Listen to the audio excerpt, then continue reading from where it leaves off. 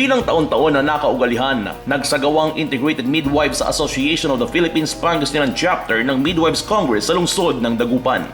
Layunin nitong mabigyan ng updates ang mga kasapi nito hinggil sa kanilang mga trabaho, mapapubliko man o pribadong komadrona. Ang IMAP din po ang isang association na nagbibigay po ng mga scientific seminars para sa mga midwives din, para sa kanilang additional na growth and development, lalo na sa CAS, yung knowledge, saka yung attitude, saka yung skills nila.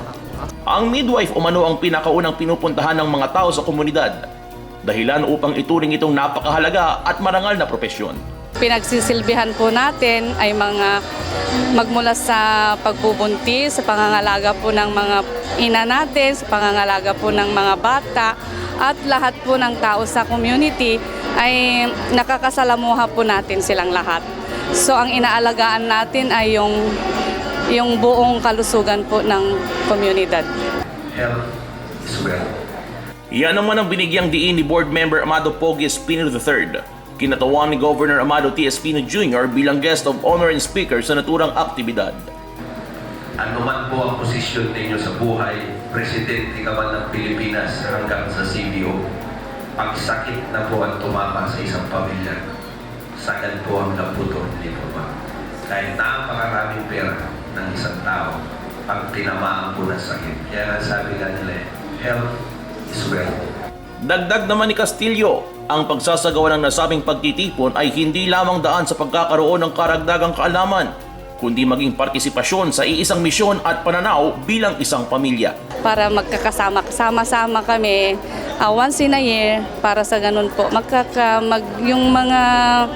yung friendship, saka yung camaraderie namin, mapalawak pa namin. Bilang presidente ng humigit kumulang 1,400 barangay, taos-pusong pinasalamatan ni Board Member Pogi ang lahat ng sakripisyo ng mga midwife.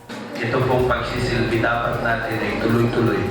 Palakasin ninyo po ang inyong samahan dahil ito naman po ang pagod sakripisyo natin ay hindi na po para sa atin kundi para sa susunod na henerasyon. Kaya yung tutong po yung Pangasinan.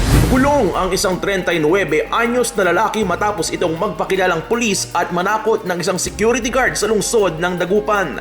Ayon sa investigasyon, binabantayan ng gwardyang si Eduardo Maynigo ang isang convenience store nang pumasok ang suspect na si Aldrin Ferrer, residente ng bayan ng Basista na nanggugulo at kinumpronta ang gwardya.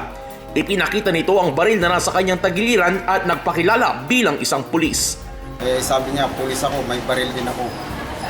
Pinaside din sa akin yung baril niya. Tapos tinatanong niya yung lisensya ng baril ko. At sa kinuha yung baril ko, hindi ko naman binigay, nagdistansya ako sa kanya. Nang rumesponde ang mga pulis, napag-alaman na plastic lang pala ang baril na ginamit ng suspect bilang panakot. Hindi rin pala ito pulis. Nakainom din ang suspect. Agad naman itong ikinulong. Sinikap ng Pangasinan Watch na kuha ng panayam ang suspect, ngunit naging matipid ang mga sagot nito. Yung baril na yon, ano yun? Plastic lang. Plastic lang. Ba't ka nagpakilalang pulis? Problema. Problema? May masasabi ka pa bang iba? Wala na. Ayun lang. Pero bakit mo nagawa yun? Dahil sa problema lang? Oo. Nakainom ka ba? Oo. Inihanda naman na ang patong-patong ng mga kaso laban dito.